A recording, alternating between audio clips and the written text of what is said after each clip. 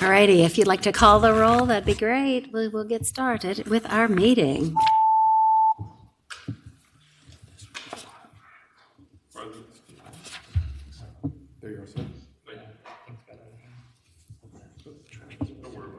Madam Chair, you have a quorum. Thank you so much. Our first bill today is SB 539 from Senator Bagby. We moved a similar bill onto courts of justice, but I am happy to have you present your bill, sir.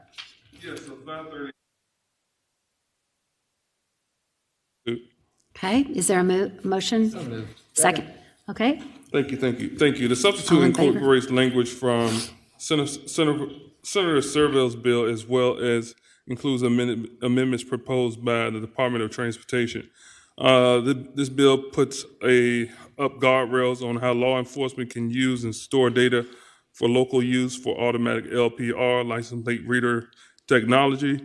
The prevailing and proliferation of these data cameras means continuous surveillance and the ability to historically track individuals' movement for up to 30 days, regardless of whether the license plate matches a plate involved in any suspected illegal activity. The license plate readers capture data 24/7. This technology and the use of it by law enforcement needs guardrails that protect civil liberties and put accountability, regulations, and oversight in place. And so the bill is before you. And there are a number of individuals that have participated in this process that I believe will want to share. Most satisfied, some are not.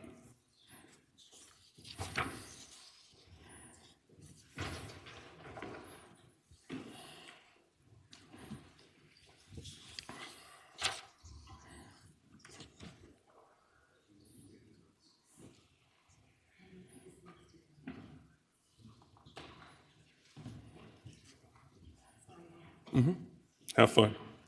Thank you so much, Senator Bagby. I'm back. Yes, he's back. But again, Mr. Chair, there's been a number of individuals working on this for quite some time, even before my time. Senator Serville's bill has already moved on to courts. We want to send this bill behind it. Senator Serville and I have had some time to talk.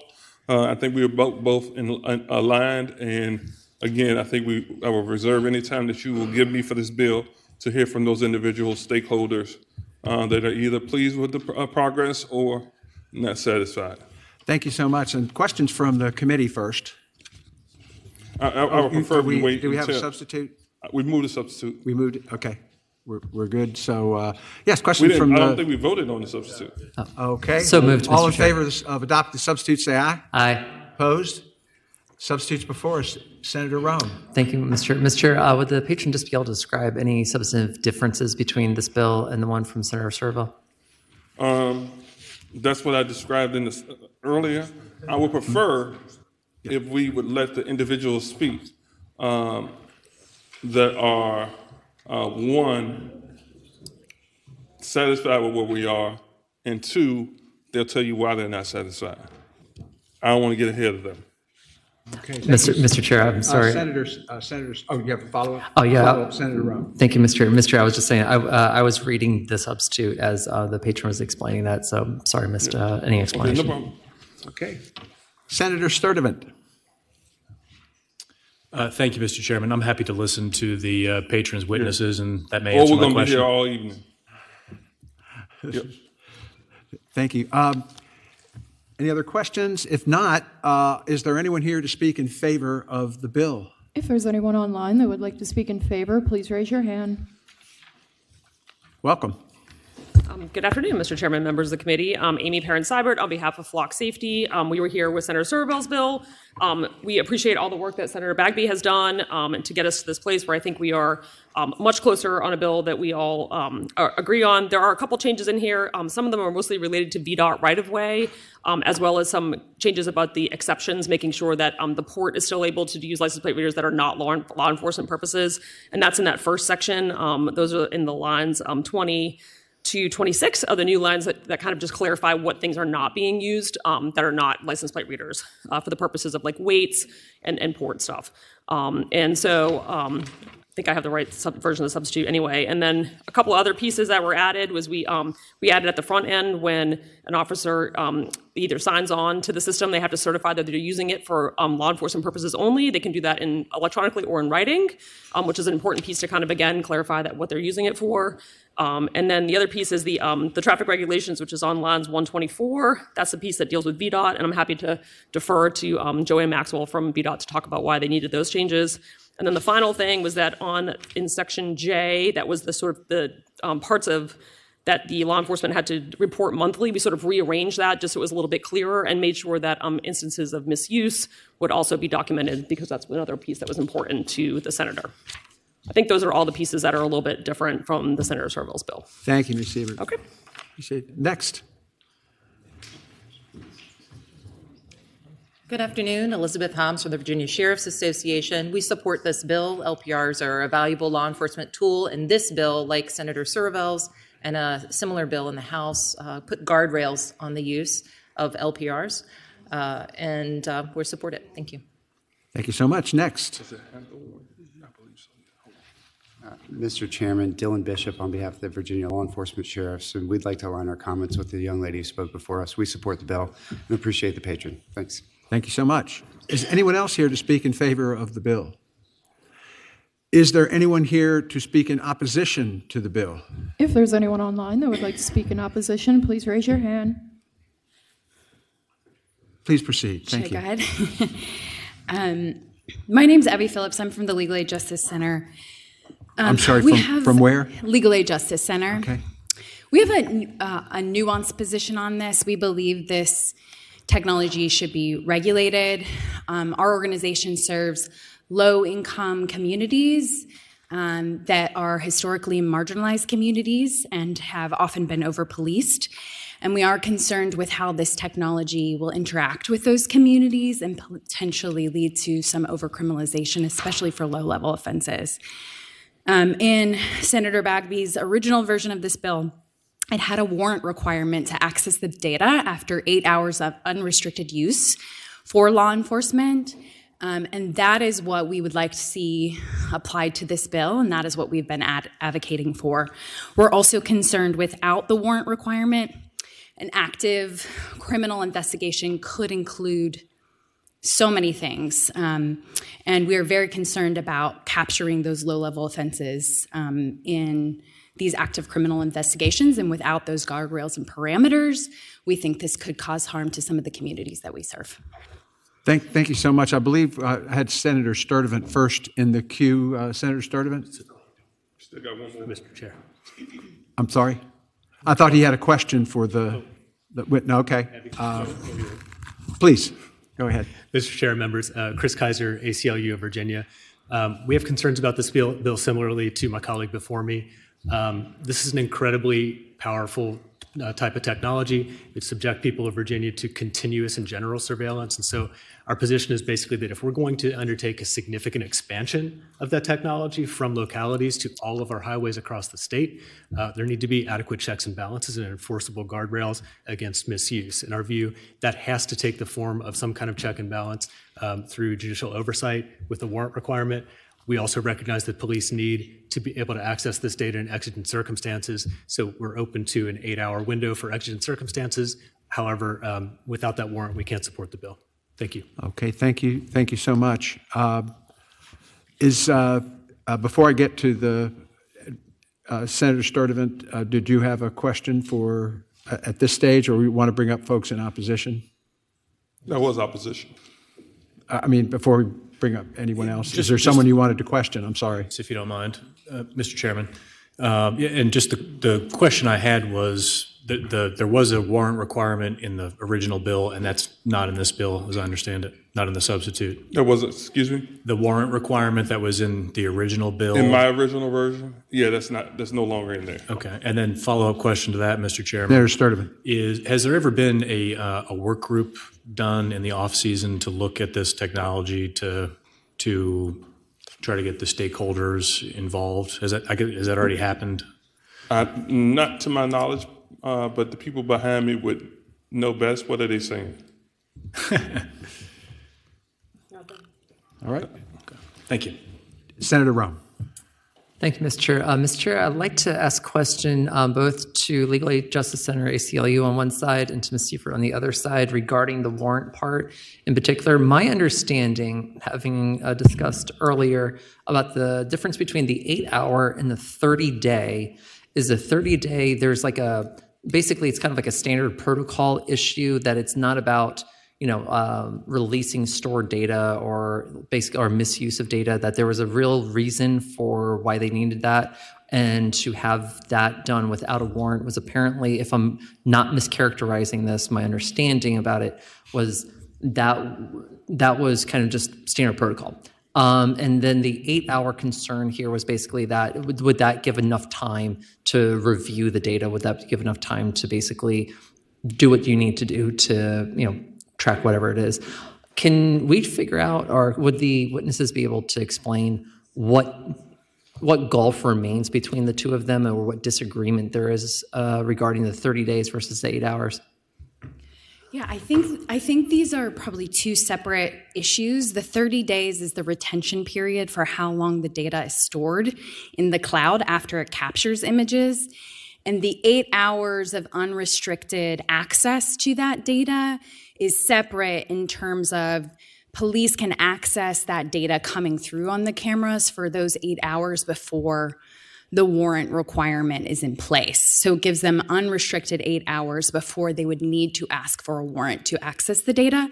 But either way, warrant or not, the retention period would still be 30 days. And LAGC and I think other organizations don't have an issue with the retention period. It's more about accessing the data without a warrant. All right, Mr. Chairman.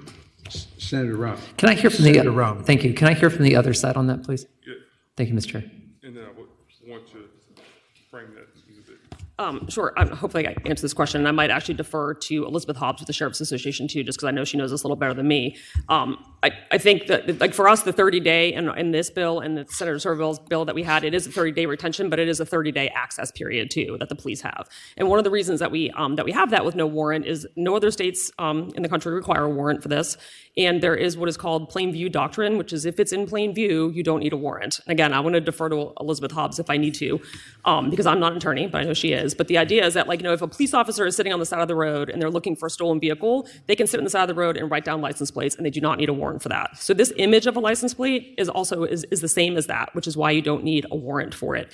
It is separate and stored separately in a database. It is not connected to the DMV database. That's something the police have to do separately. They'd have to get the image and then match it up to the DMV. So those two things are not connected, which I think is important, because that's why it's not personally identifying. It is just an image. The Supreme Court in 2020 said that this is not personally identifying information. They said it is able to be stored and kept.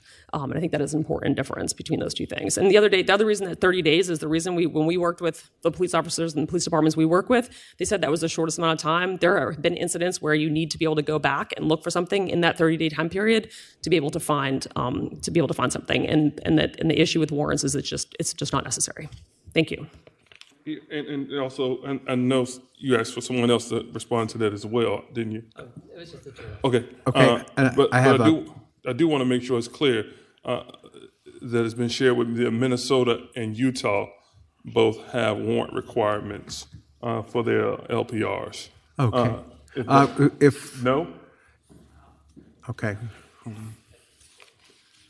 don't know about Minnesota, but I know again, Amy Perrin-Seibert, I checked about Utah, and for Utah, it is they keep the data for 9 months, and then they only need a warrant if they're going to get it from a private company. For example, if they were going to get it from private surveillance, that law enforcement need to get that data with a warrant there. But for them to keep that data, they keep it in Utah for 9 months without a warrant. So that's the difference there. And we don't have to go back and forth about that part. You just need, I guess, grab whatever you want from whatever discussion, both sides. All right. My goal with this legislation. Hold on one moment. We have someone online in opposition, but first we have Senator Diggs, who had a question or a comment. Thank you, Mr. Chairman. Question for the patron. Microphone. Thank you, Mr. Chairman. Question for the patron. Please proceed, please. Senator Bagby, I didn't quite catch, what is the difference between this bill and Senator Serville's bill which is SB 503. Yeah. Senator Bagby. So that was what was described by law enforcement earlier. It's stuff with the port. It's stuff with, help me folks, I don't have it written down. The items that were described by, I wish I had a list. If I so may, I could just Mr. keep Chairman, saying it over and over again to you guys. If I may help But- Mr. Bagby Senator Bagby on this, if Senator Diggs, go ahead. thank you. It's my understanding that those other things that were put in there, because there's, All things that you asked for. well, no, Quite frankly.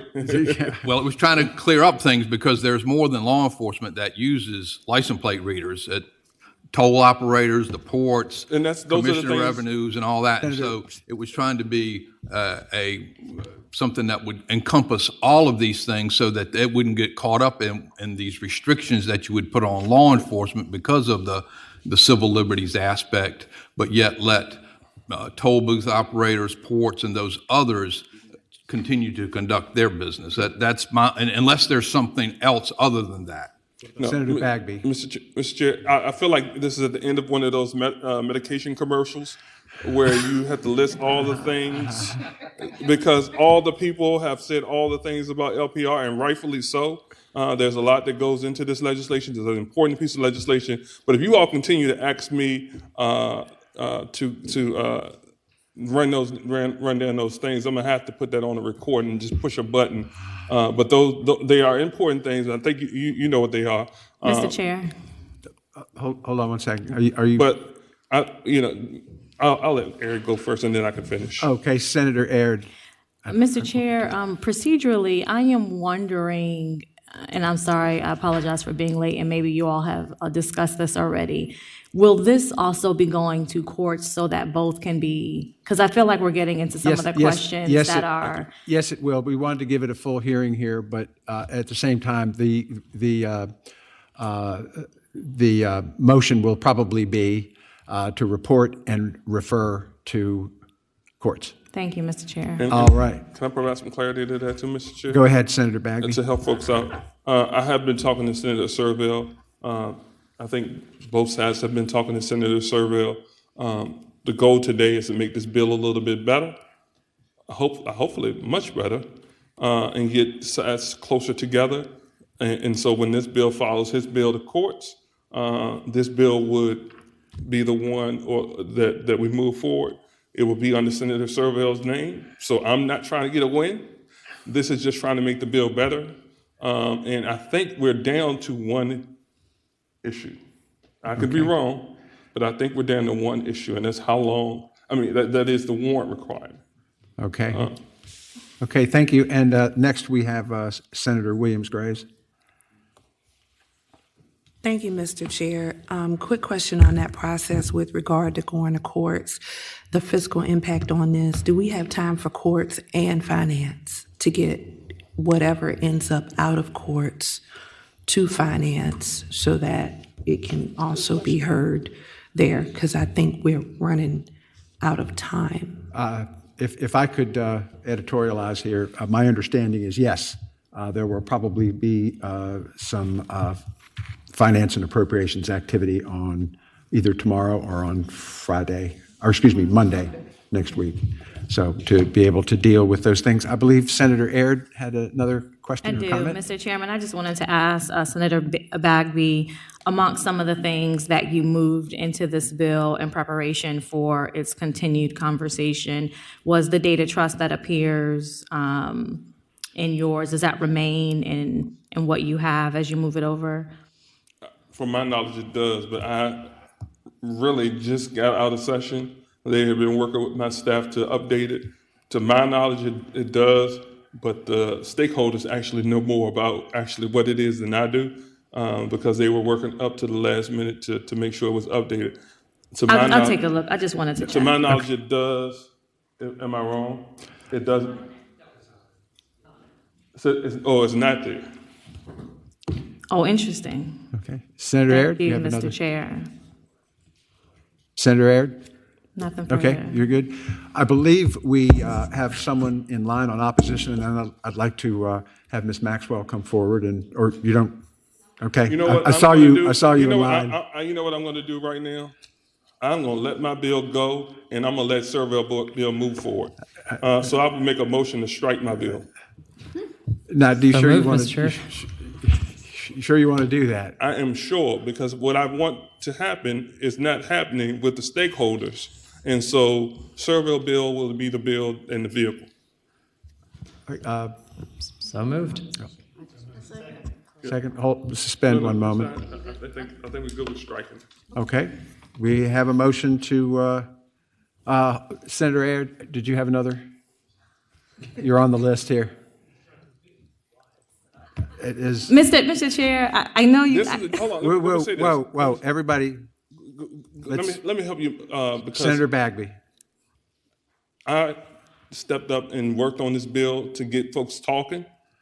Everybody's not going to get what they want. And if it needs to die, it needs to die. I'm not married to the bill. I'm not married to the legislation. Folks can make a determination on Servell's bill. Do you like it, or if you don't? All right, thank you. Mr. Senator Chair. Aird, did you have another? Speaking against the motion. I don't know that anyone has ever spoke against a member's wanting to strike his bill, but I guess I would just say to the patron that I think there is value in having both bills move to Court of Justice and to continue the conversation as you intend. You said you stepped up to get parties talking. I think there are elements of your bill that would serve well to be part of the conversation in further discussing Senator Servell's bill. And so if I could encourage you not to strike your bill, that would be, I think, to all of our benefit, so that we can make sure we end up with the best possible outcome on this particular issue. All right, we're just developing a railroad car train here. Mr. Chair, I withdraw my motion. We have next Senator Williams-Graves. Thank you, Mr. Chair. I would say that I echo Senator Aird's comments that the goal was to get folks to talk. I think that the appropriate motion is to move to report as amended and refer to courts, and that way both of the bills can be heard, and if they come together to make one really great bill, then your objective would have been met. And I think that's the motion. And I second that motion. Okay, we have a substitute motion, but we also have somebody online to speak in opposition. If we could do that first, and we have a substitute motion before us. Please. Rob Poggenclass, you may unmute and please make sure your camera's on. Hi there, Mr. Chair, members of the committee. Rob Poggenclass from Justice Forward, Virginia. I would just align my comments with those of the folks from the ACLU, the Legal Aid Justice Center. We supported Senator Bagby's original bill. We're concerned now about the substitute bill, and we'll elaborate on those concerns more in courts.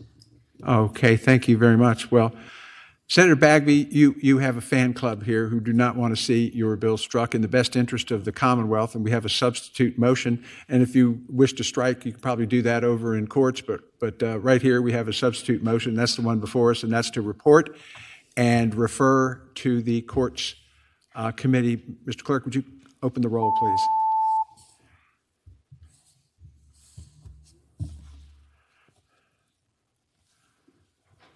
Ayes 9, noes 5. Ayes 9, noes 5. Off to courts. Thank you, sir.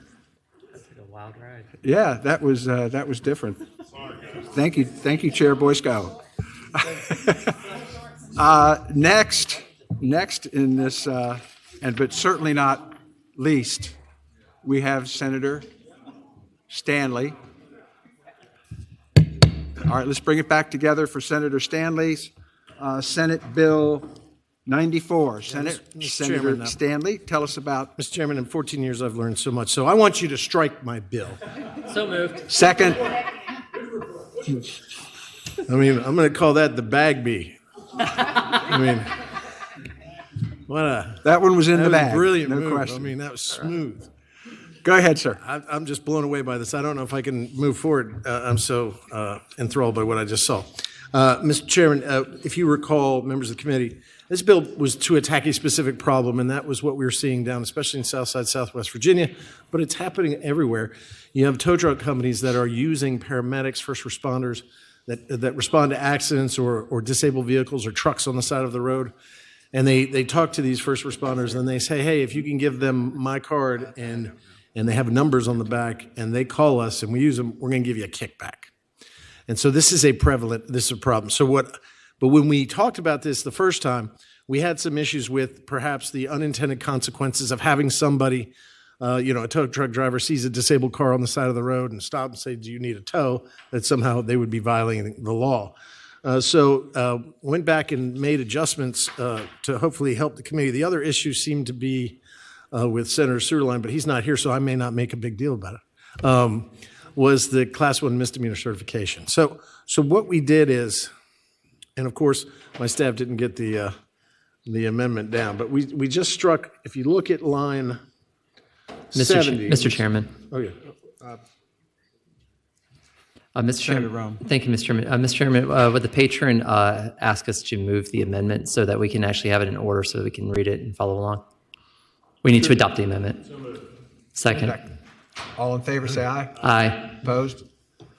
Amendment's before us. So we had to pass it before we could find out what was in it here. So basically under 70, striking after 46.2.116, strike shall solicit or offer towing services or. So that way it reads, no truck driver or towing and recovery operator shall cause any other person to solicit or offer towing services. And so that kind of picks up exactly what we're trying to do.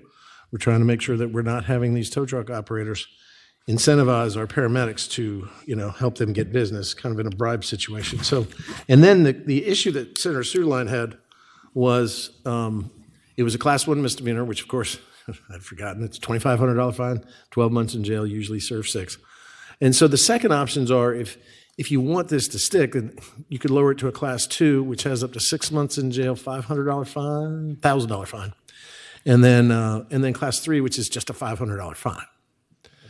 So I would leave it to y'all and what you would think in terms of the penalty. I know Senator Suderline was the one that had the issue with the Class 1 being a little too harsh, and I'm not some guy that just wants to put tow truck drivers in jail, but at the same time, we want it to have a little bit of teeth too. I mean, Senator Stanley, would putting something in that started with a Class 3 and moved up to a Class 2 or a Class 1 be a reasonable way to approach this as an amendment?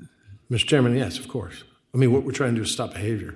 Okay. Because it really is, for the consumer who's stranded on the side of the road in an accident, they're the ones that are paying the price. And, all right. And then we're encouraging nefarious behavior of our first responders. All right. Let's hear from Senator Rome first before we do anything. Thank you, Mr. Chair. Mr. Chair, I would move that we make the misdemeanor part a Class 3 for now.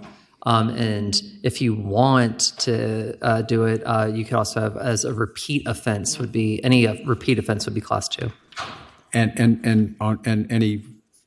And all offenses thereafter are Class 2s?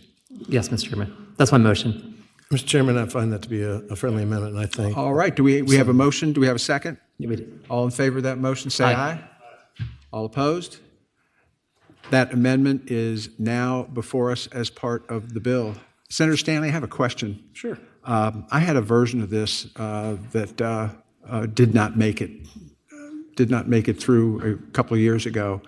And that was the problem of tow truck drivers monitoring police radio traffic and doing that. Would this bill also, deal with that problem?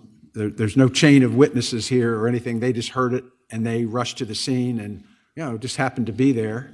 And where the police might be calling somebody else who's on their list to call. Is that usually the way this works? Mr. Chair, you have been for 14 years a source of inspiration for me. Stop in this it. instance, I don't think I capture that in this bill. But I understand where you're going. And so some of our EMS and first responders and police have a scramble channel or it's a little bit harder to listen to because the Bearcat scanners don't pick them up as much anymore. But yeah, what you're seeing there, and I know you saw this as well, is that you're on the list, you get called, you go out there, and some other guy heard it ahead and jumped ahead and got in there, and he's got it hooked. And then that kind of defeats the purpose of the list, which is to be, not picking favorites, to be arbitrary and to be fair to all businesses there.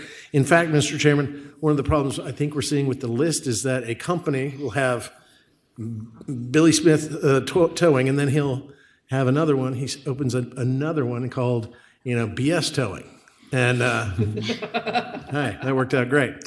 So in that sense, then they try to get more number on the list. So they get every third call or every whatever it is.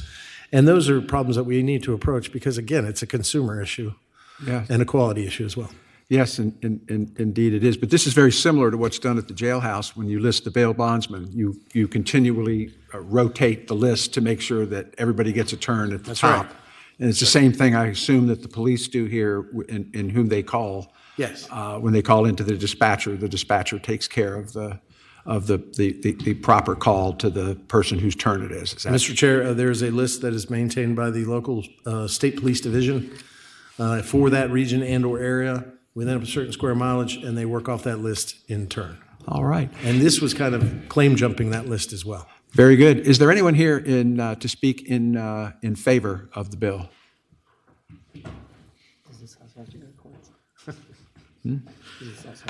Mr. Chairman, members of the committee, Zach Lemaster with Gentry Lock here on behalf of the Virginia Association of Professional Tow Operators. They do public safety tows on the ID1 corridor, and we support the senator's bill and thank him for bringing it. All right, got the subjects of the bill to agree to. There's something Very wrong. nice. Anyone else speak in favor? Do we have anyone here who would like to speak in opposition? Is there anyone online for either in favor or in opposition? Mr. Chair, there's no one else online. All right, there we are. The bill as amended is before us. Do we have a motion? Move to report as amended. The motion has been seconded, and the bill is before us. Could you open the rolls, please?